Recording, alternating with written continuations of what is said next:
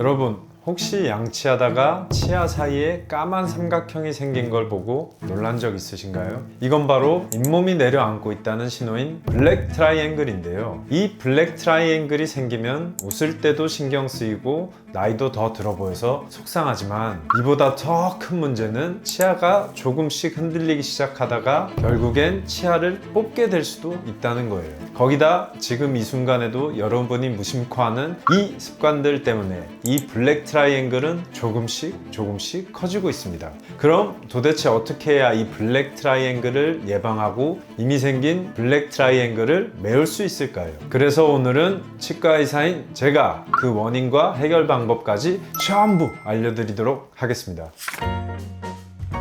블랙 트라이앵글은 나란히 붙어있는 두 치아와 잇몸 사이에 생긴 공간을 말하는데요. 하얀 치아나 선홍색 잇몸과 대조적으로 까맣게 보여서 블랙 트라이앵글이라고 이름이 붙은 케이스예요. 보통 잇몸 퇴축 때문에 생기는데, 여기서 잇몸 퇴축이란 잇몸이 기존 높이보다 내려가서 치아의 뿌리 부분이 노출되는, 쉽게 말해 잇몸이 내려앉은 상태를 말합니다. 아무리 치아 관리를 잘해도 40세 이상부터는 노화로 인해 흔하게 발생하고요. 구강 관리를 잘못하면 10대, 20대 같은 젊은 분들에게도 생길 수 있어요. 그럼 지금부터 블랙 트라이앵글의 원인과 예방법을 하나씩 말씀드릴 테니 자신에게 해당되는 건 없는지 체크하면서 잘 들어주세요.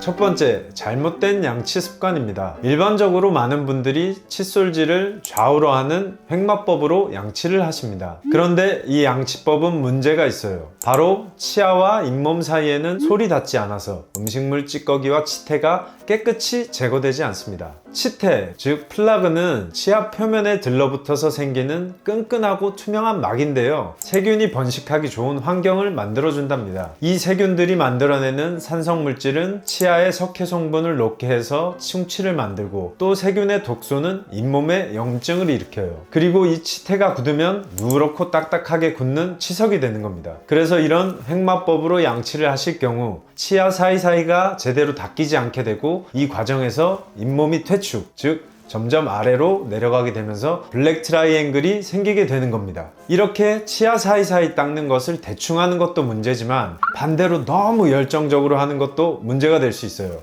강한 칫솔질이나 너무 자극적인 치약을 사용하게 되면 잇몸 주변 범랑질이 마모돼서 잇몸 퇴축을 불러오기도 하는데요. 아니, 대충 하지도 말고 열심히 하지도 말라니 그럼 어떡하라고 싶으실 거예요. 저희 환자분들도 종종 그렇게 말씀하시는데요. 그럴 때마다 제가 자주 말씀드리는 양치법이 있습니다. 와타나베법과 바스법인데요. 하는 방법은 칫솔을 이렇게 45도 각도로 기울여서 치아와 잇몸 사이에 칫솔모가 들어가게 하고 잇몸을 부드럽게 마사지하듯이 진동을 주며 닦아주세요. 이렇게 잇몸과 치아 사이의 공간에 칫솔모를 넣고 잇몸 경계 부위까지 닦아주면 잇몸 염증을 예방할 수 있고 잇몸을 마사지하는 효과도 있어서 잇몸이 내려앉는 잇몸 퇴축을 예방하는 데 도움이 됩니다.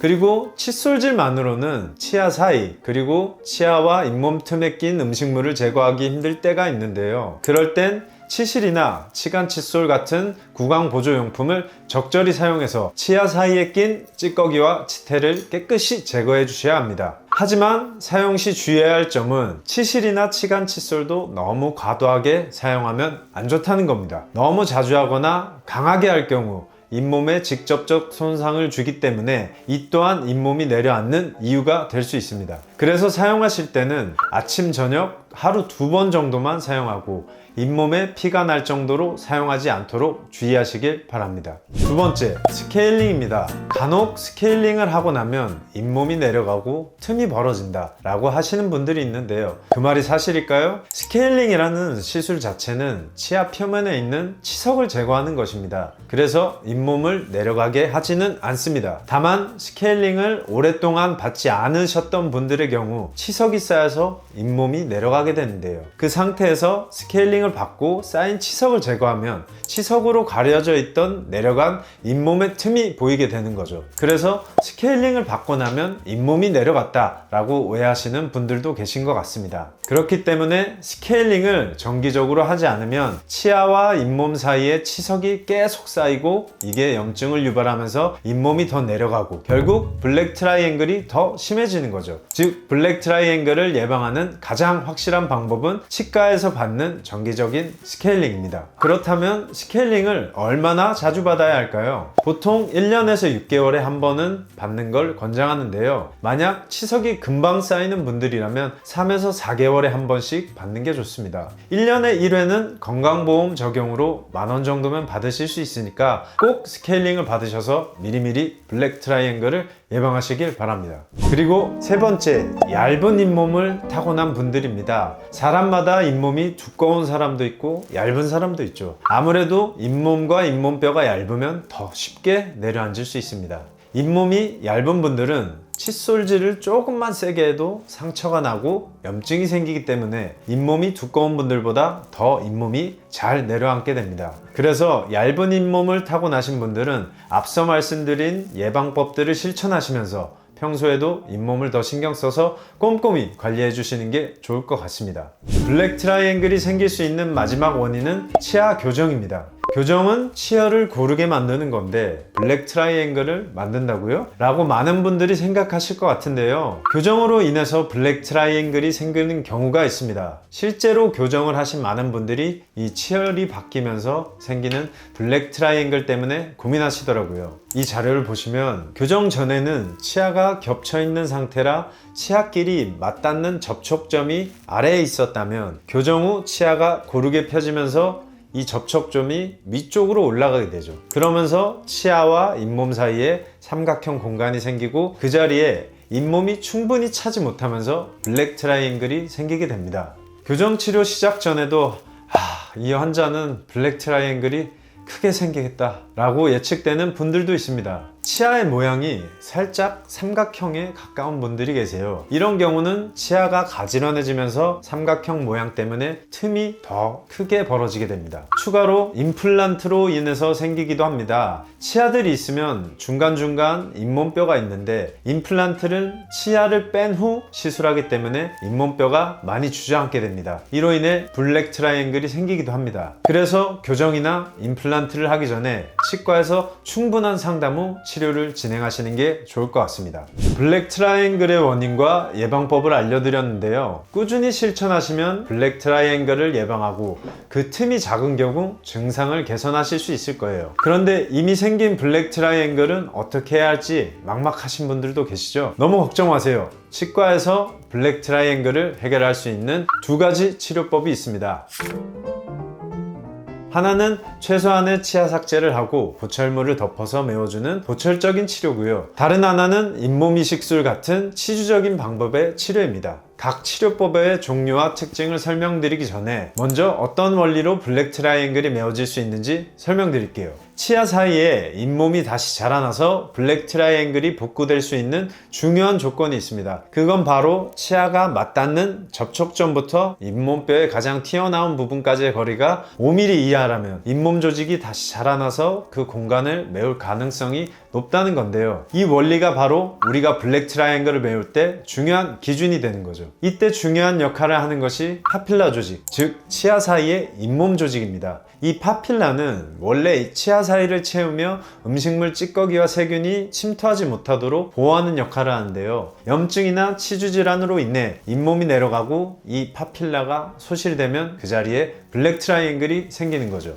하지만 틈이 너무 크다면 잇몸 조직만으로는 채울 수가 없기 때문에 다른 보조적인 치료 방법이 필요한데요. 치아 삭제를 최소화하면서 보철물을 씌워 치아가 맞닿는 접촉점부터 잇몸뼈의 가장 튀어나온 부분까지의 거리가 5mm 이하가 되도록 해서 블랙 트라이앵글이 메워지도록 하는 겁니다. 첫 번째 방법은 레진을 이용해 치아 사이의 빈 공간을 메우는 치료인데요. 레진은 플라스틱 같은 재료로 이걸 사용해 치아의 모양을 조금 변형해서 블랙 트라이앵글을 감춰주는 방식이에요. 하지만 접합력이 떨어진다는 단점이 있어서 요즘은 잘 사용하지 않는 치료법입니다. 두 번째 방법은 라미네이트인데요. 라미네이트는 치아의 범랑질 표면만을 최소한으로 삭제한 후 얇은 보철물을 접착하는 시술입니다. 예를 들어 치아의 모양이 삼각형이라서 블랙 트라이앵글이 생긴 경우 치아를 동그랗게 다듬고 틈이 5mm 이내로 줄도록 보철물을 붙여 잇몸이 차오르도록 유도를 하는 방식이죠.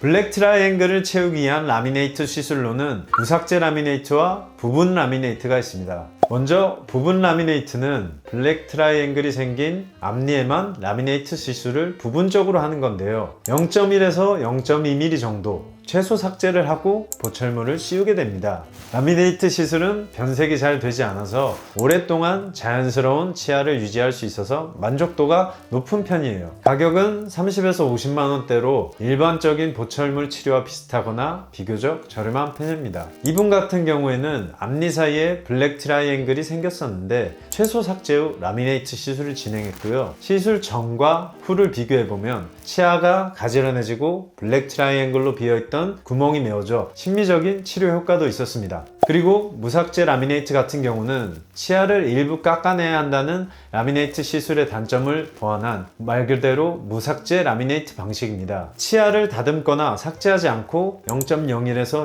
0.1mm 정도로 아주 얇은 보철물을 붙이는 시술인데요. 이 얇은 보철물을 만드는 기술력이 많이 필요하기 때문에 가격은 60에서 70만원대로 부분 라미네이트보단 높은 편입니다. 이분 같은 경우 무삭제 라미네이트를 진행하셨는데요. 블랙 트라이앵글도 잘 메워졌고 훨씬 가지런해 보이죠? 워낙 얇은 보철물을 부착했기 때문에 주변 치아와 별로 차이가 나지 않습니다. 제가 라미네이트를 했다고 말씀드리지 않으면 모르실 정도죠. 세 번째 방법은 잇몸 이식술입니다. 이 방법은 치아 사이에 잇몸이 너무 내려간 경우 입천장에서 잇몸 조직을 떼어내서 내려간 잇몸에 이식하는 방식인데요. 잇몸이 심하게 내려갔을 때도 사용할 수 있는 방법입니다. 이 환자분은 잇몸 퇴축이 심해져서 블랙 트라이앵글 뿐만 아니라 치아 뿌리까지 노출된 케이스였는데요. 입천장에서 잇몸 조직을 이식해 내려간 부분을 채워주었고 잇몸이 다시 건강하게 자리 잡으면서 치아 뿌리까지 덮이게 됐습니다. 다만 이식술은 완전히 성공하지 않을 수 있고 잇몸 타입에 따라 결과가 달라질 수 있어서 치과에서 충분한 상담을 받는 것이 중요합니다. 네 번째 방법으로는 치간 삭제 IPR이라는 방법이 있습니다. 치간 삭제는 주로 교정 치료를 받으신 분들이 선택하는 방법인데요. 치아 모양이 삼각형이면 교정 후 블랙 트라이앵글이 더 클 수도 있다고 말씀드렸잖아요. 그런 경우 치아 사이를 미세하게 갈아내서 치아 접촉점을 조금 아래로 내려주면 치아 사이의 공간이 줄어들고 블랙 트라이앵글이 줄어들게 되죠. 치간 삭제는 미세한 조정이기 때문에 치아 자체에 큰 손상을 주지 않고도 효과를 볼 수 있는 장점이 있어요. 교정 후 결과를 확인했는데 삼각형 공간이 너무 커 보이면 이런 방법으로 블랙 트라이앵글을 최소화할 수 있으니 너무 걱정하지 않으셔도 됩니다.